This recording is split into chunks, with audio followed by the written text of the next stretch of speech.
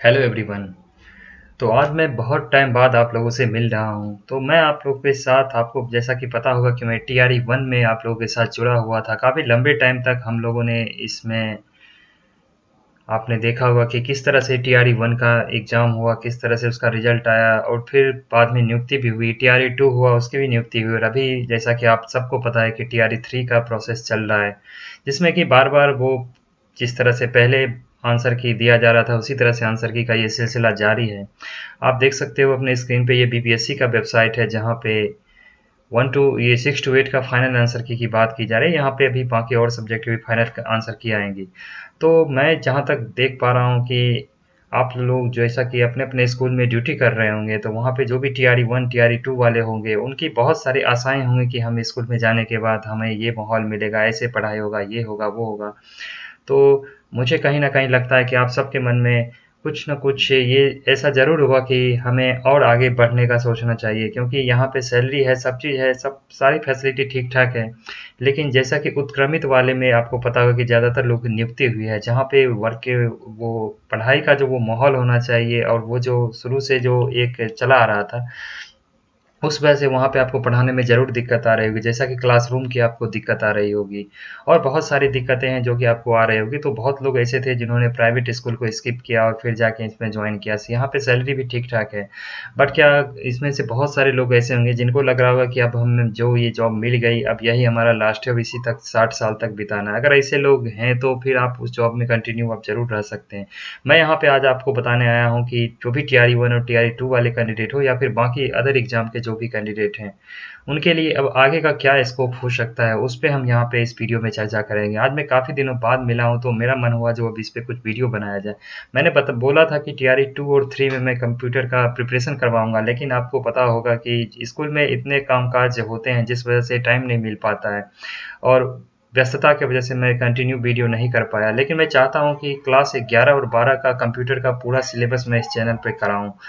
जैसा कि आपके स्क्रीन पे अगर मैं दिखाऊँ तो मैंने यहाँ पे क्लास 12 का यूनिट 5 का यहाँ पे एक नोट्स तैयार किया है। यहाँ पे मैंने नेटवर्किंग का नोट्स तैयार किया और बाकी अदर यूनिट का भी मैं यहाँ पे तैयार कर रहा हूँ, जो कि मैं चाहता हूँ कि जो भी बच्चे कंप्यूटर साइंस जिन्होंने लिया है उनके लिए ये काफ़ी हेल्पफुल हो, क्योंकि काफ़ी सारे स्कूल जितने भी जहाँ भी प्लस टू स्कूल हैं और सीएस के टीचर गए हैं वहाँ पे लगभग 10-15 के लमसम में इतना बच्चे सीएस को ऑप्शनल सब्जेक्ट के तौर पे ज़रूर ले रहे हैं। तो उनके लिए ये है कि अब मैं देख रहा हूँ कि 12th का एग्ज़ाम का अभी जो एग्ज़ामिनेशन फॉर्म वगैरह भरा जा रहा है, तो ये फरवरी के महीने में, यानी कि अगले अगले साल फरवरी में इसका एग्ज़ाम भी हो जाना है। तो कंप्यूटर का एक प्रॉपर उनके पास नोट्स भी हो और उनको सारा जो सिलेबस है उसका कवरअप जो है वो जिस तरह से होना चाहिए, मैं कोशिश करूँगा कि इस चैनल पे मैं उसको पूरा यहाँ पे लाऊँ और मैं टॉपिक बाय टॉपिक लेके चलूँगा इस चैनल पे ही। तो जो भी इस वीडियो को देख रहे हैं वो ज़्यादा से ज़्यादा अपने जो भी कैंडिडेट स्टूडेंट हैं उनको वो ज़रूर शेयर करेंगे, या फिर जो भी सीएस के कैंडिडेट हैं और जो भी बाकी आगामी एग्ज़ाम के बारे में भी हम यहाँ पे चर्चा करेंगे।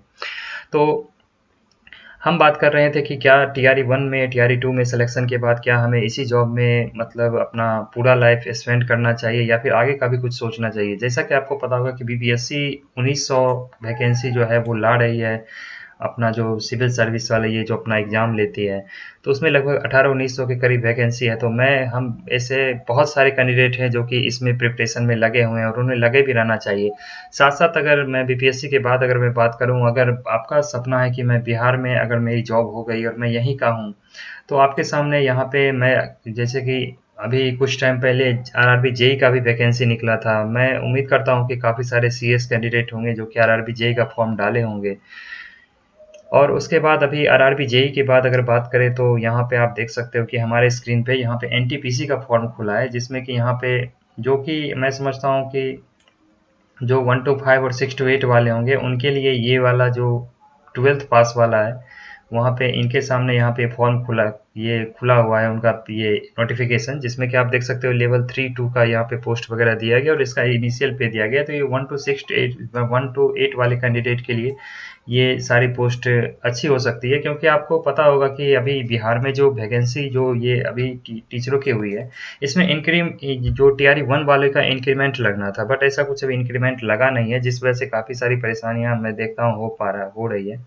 सैलरी भी आपको पता होगा कि टाइम टू टाइम से आती नहीं है। आप लोग होप करते होंगे कि 1-2 तारीख में आ जाएगी, लेकिन कभी 5 को, कभी 10 को, इस तरह से आती है। अगर आप सेंट्रल गवर्नमेंट के एम्प्लॉय बन जाते हो तो आपको सैलरी अपने मंथ के लास्ट डेट को या 1 तारीख को मैक्सिमम मिल जाता है।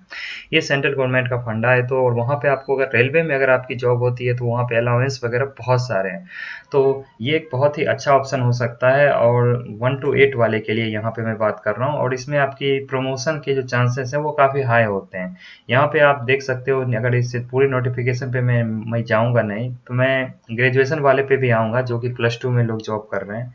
मैं यहाँ पर अगर बात करूँ तो एग्ज़ाम पैटर्न आप देख सकते हो कि इनका IRB NTPC का जिस तरह से होता है, ये वही एग्ज़ाम पैटर्न को लेके चल रहे हैं। जिसमें कि आप देख सकते हो कि 90 मिनट का एग्जाम होता है और 100 क्वेश्चन होते हैं, जिसमें जनरल अवेयरनेस के 40, मैथ के 30 और रीजनिंग के 30 क्वेश्चन होते हैं। सेम पैटर्न का TRE 2 भी होता है।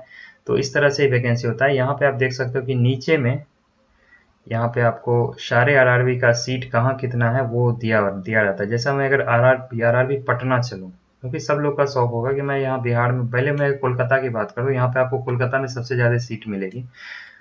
यहाँ पे अगर मैं गोरखपुर, आप देख सकते हो मात्र 120 सीट है गोरखपुर में। हम यहाँ पे कोलकाता चलते हैं थोड़ा।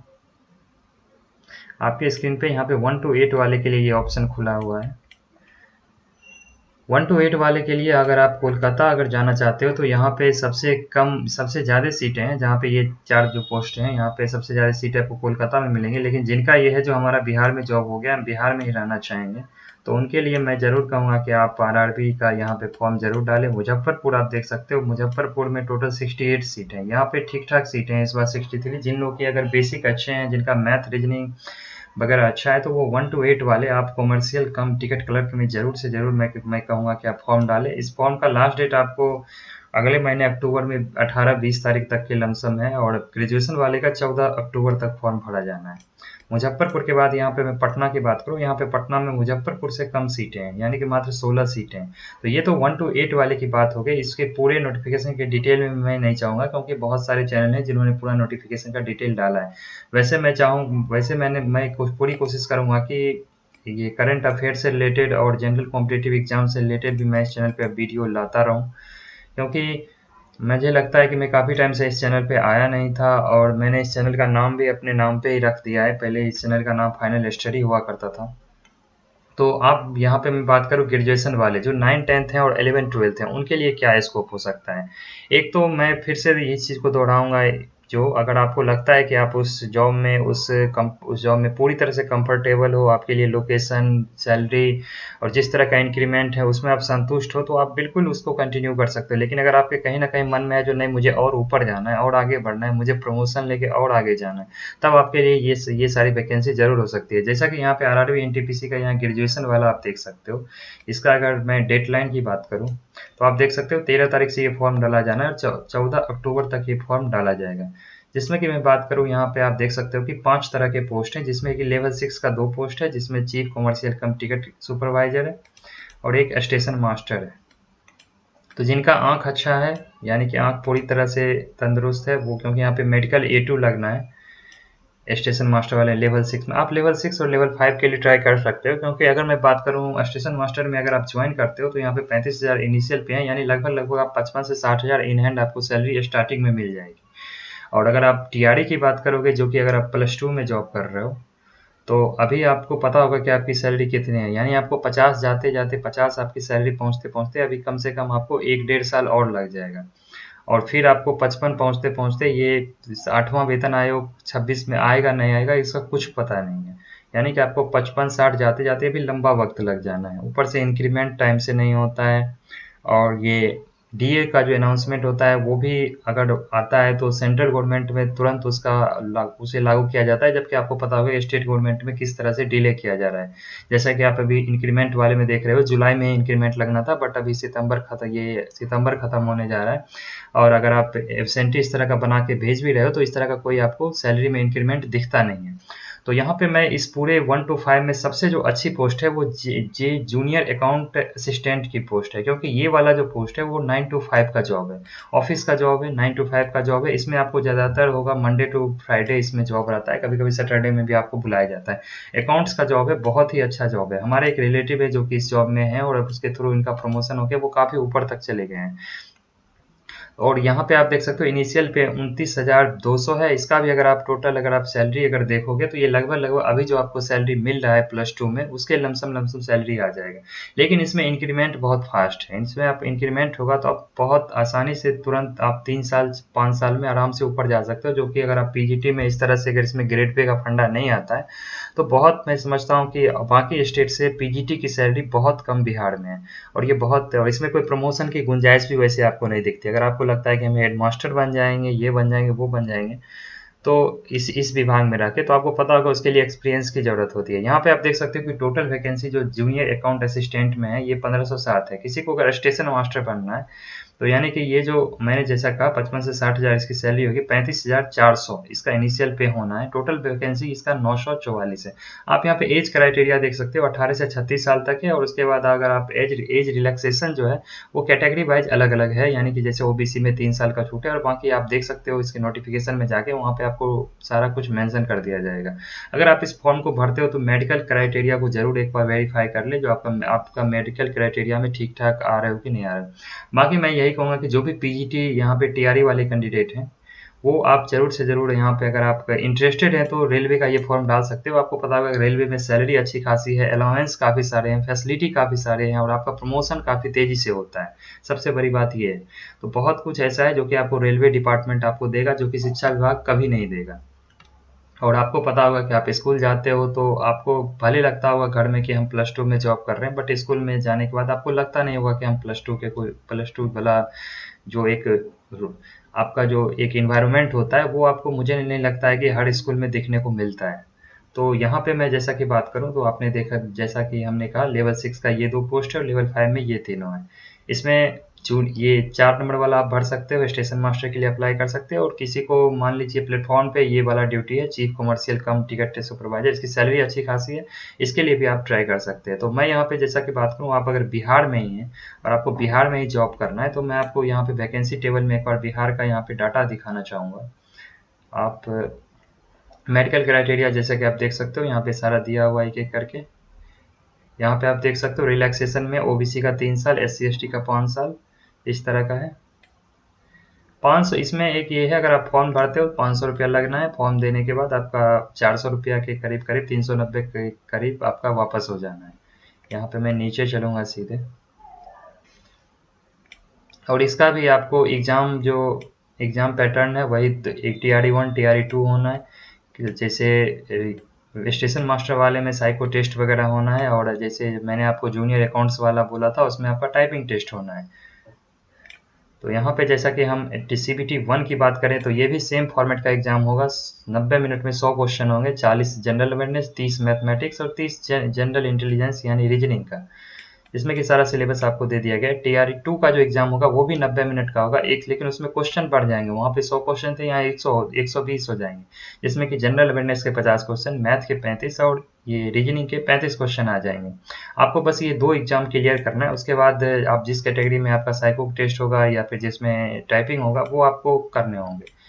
जैसा कि आप यहाँ पे देख सकते हो, यहाँ पे दिया भी हुआ है। आप जूनियर अकाउंट्स असिस्टेंट वाले में जाओगे तो आपको टाइपिंग टेस्ट से गुजरना होगा। सीनियर कम टाइपिस्ट में भी टाइपिंग स्किल से गुजरना होगा। स्टेशन मास्टर में आपको कंप्यूटर बेस्ड एप्टीट्यूड टेस्ट है, यानी कि यहाँ पे साइको टेस्ट होना है। बाकी यहाँ पे 1 और 4 वाला जो पोस्ट है उसमें आपको बस 2 एग्जाम देना है।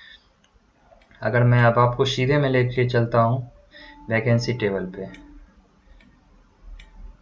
जहाँ पे आपको मैं दिखाऊंगा, खास करके बिहार में आप लोग जॉब कर रहे हैं तो आप रांची और पटना, मुजफ्फरपुर, कोलकाता ये सब को कंसीडर कर सकते हो। कोलकाता में सबसे ज़्यादा वैकेंसी देखने को मिलेगी आपको। जैसे मैं यहाँ पे भुवनेश्वर पे हूँ और मैं आगे चलता हूँ, क्योंकि मैं आपको अदर जगह का नहीं दिखाऊंगा, क्योंकि मैं समझता हूँ कि आप बिहार में जॉब कर रहे हैं तो आपका मन होगा मैं घर पे हूँ तो घर के आसपास ही रहूँ। कोलकाता में आप देख सकते हो सबसे ज़्यादा वैकेंसी है, जिसमें मैंने आपको 4 नंबर वाला जो पोस्ट कहा था उसका यहाँ पे ठीक ठाक वैकेंसी है।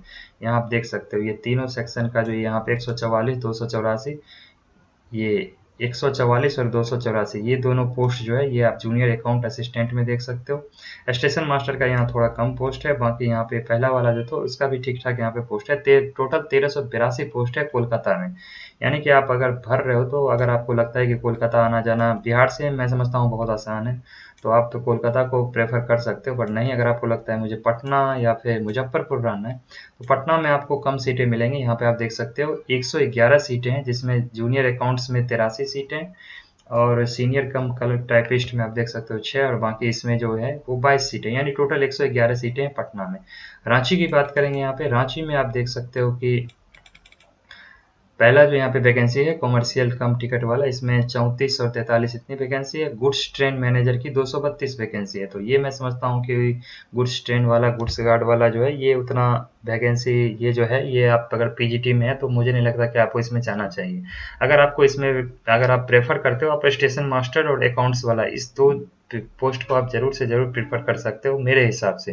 वैसे अगर आपको मन है तो आप उस हिसाब से प्रायोरिटी रख सकते हो। अगर आपको रेलवे डिपार्टमेंट में जाना है या अगर आपने कभी सपना देखा हो कि मुझे रेलवे डिपार्टमेंट में जॉब करनी है तो आपके लिए मैं समझता हूँ ये बहुत ही अच्छी वैकेंसी है। बाकी जिन लोगों ने आरआरबी जेई का फॉर्म डाला होगा तो उनके लिए ये जो ये रेलवे का जो एग्ज़ाम है ये अब कब होगा इसका अभी कोई डेट अनाउंस नहीं हुआ है, क्योंकि एलपी का भी एग्ज़ाम होना है, उसके बाद जेई होगा, उसके बाद आरआरबी एनटीपीसी का ये ग्रेजुएट लेवल वाला होगा। लेकिन रेलवे जहाँ तक कर रही है कि ये एग्ज़ाम वो दिसंबर तक करा लेगी, तो देखते हैं आखिर ये किस तरह से कराती है। तो मैंने आपको पटना, रांची, मुजफ्फरपुर 3 जगह, मुजफ्फरपुर का मैं आपको डाटा एक बार दिखा देता हूँ। यहाँ देख सकते हो मुजफ्फरपुर का जो डाटा है, यहाँ पे टोटल 12 ही सीटें यानी नाम मात्र की सीटें हैं। मुजफ्फरपुर में आप रिस्क नहीं ले सकते अगर आप भर रहे हैं तो ये सारी सीटें हैं जो कि मुझे लगा कि आपको बताने चाहिए, क्योंकि बहुत टाइम से सेम सेम आप लोगों को चल रहा होगा जो वही ई शिक्षा कोश, वही आपको यू डाइस पोर्टल। मुझे लगता है कि आप कर करके आपको लगता होगा, आपके अंदर ये फीलिंग आ रही हुई कि हम यहाँ पे डाटा एंट्री का काम करने के लिए आ गए हैं, क्योंकि उस तरह का ही माहौल आपको दिखने को ज़्यादातर मिलता होगा। विभाग के बहुत सारे दिशा निर्देश हैं जो कि आपको पालन वहाँ पे करना पड़ता होगा। यहाँ पे अगर मैं और बात करूँ यहाँ पे वैकेंसी की, तो आप देख सकते हो कि बिहार में अगर मैं बात करूँ तो ऐसा कोई वैकेंसी अभी उस तरह का आया नहीं है जो कि आप डालो तो आपके लिए आगे का रास्ता कुछ और ऊपर जाए, क्योंकि अभी बीपीएससी का वैकेंसी आने वाला है, आया नहीं है। बाकी आपके सामने जो फॉर्म अगर आपको भरने का मन है तो आप आरआरबी एनटीपीसी में ही जा सकते हो। बाकी यहाँ पे मैं अगर बताऊँ तो बिहार सचिवालय ऑफिस अटेंडेंट का जो ऑनलाइन अप्लाई है इसको रीओपन किया गया है। तो इसमें आप देख सकते हो कि एक जो पोस्ट है यहाँ पे बस ये नाइट गार्ड वाला ये नहीं है पोस्ट। मैं आपको फिर से दिखाना चाहूँगा। ये फॉर्म का जो लास्ट अप्लाई था 6/4/2014 तक ही था, जो कि अभी फिर से इसको रीओपन किया गया, जिसमें असिस्टेंट ब्रांच मैनेजर का 19 पोस्ट यहाँ पे फिर से आया है। यानी कि यहाँ पे बैचलर इन एनी स्ट्रीम आप अगर हो, बैचलर 30 से यहाँ पे टाइपिंग स्पीड आपसे मांगा जाएगा, और यहाँ पे ओ लेवल और या इक्विवेलेंट डिग्री की मांग की गई। जहाँ पे 19 पोस्ट है यहाँ पे आप देख सकते हो, ये बिहार सचिवालय की वैकेंसी है। यहाँ पर भी अगर आपकी तैयारी अच्छी खासी है तो आप जरूर से जरूर फॉर्म डालें। यहाँ पे बिहार विधान परिषद सचिवालय का यहाँ पे वैकेंसी है। यहाँ पे आपको 600 रुपया फॉर्म लगना है। बाकी अदर कैटेगरी के हैं तो 150 रुपया, फीमेल का भी 150 रुपया लगेगा। तो इस तरह से मुझे लगा कि आपको ये सारी चीज़ें बतानी चाहिए। यहाँ पे एज देख लीजिए, मिनिमम 18 है, मैक्सिमम 37 है, और फीमेल के लिए यहाँ पे जो है एज है मैक्सिमम 40 रखा गया है। तो यही सारी बातें थे जो कि अगर आपको लगता है कि अगर आपको आगे एग्ज़ाम देने हैं, अगर आपको लाइफ में आगे और बढ़ने हैं तो आप ज़रूर से ज़रूर ये सब फॉर्म डालें। मैं कोशिश करूँगा कि आपको 11th-12th का सिलेबस इस पे कंप्यूटर साइंस का कराया जाए। साथ साथ आरआरबी एनटीपीसी का अगर आप प्रिपरेशन कर रहे हैं तो मैं यहाँ पे ज़रूर चाहूँगा कि आरआरबी एनटीपीसी से रिलेटेड भी इस चैनल पे अब वीडियो आए, और मैं कोशिश करूँगा कि अब इसमें सप्ताह में 3-4 जो ज़रूरी कंटेंट है वो मैं इस चैनल पे लगातार लाता रहूँ। अगर आप इस चैनल पे नए हैं तो चैनल के साथ ज़रूर जुड़ेंगे। जितने भी टीआरई वाले कैंडिडेट हैं या बाकी अदर जो रेलवे वाले स्टूडेंट हैं वो ज़रूर से ज़रूर इस चैनल पे जुड़ें। तो इन सब से रिलेटेड अगर कोई लेटेस्ट अपडेट आती है तो मैं आपको इस चैनल पे ज़रूर से ज़रूर अब लाता रहूँगा। अगर इस चैनल पे नए हैं तो चैनल के साथ जुड़े। मिलेंगे किसी अगले वीडियो में, तब तक के लिए धन्यवाद।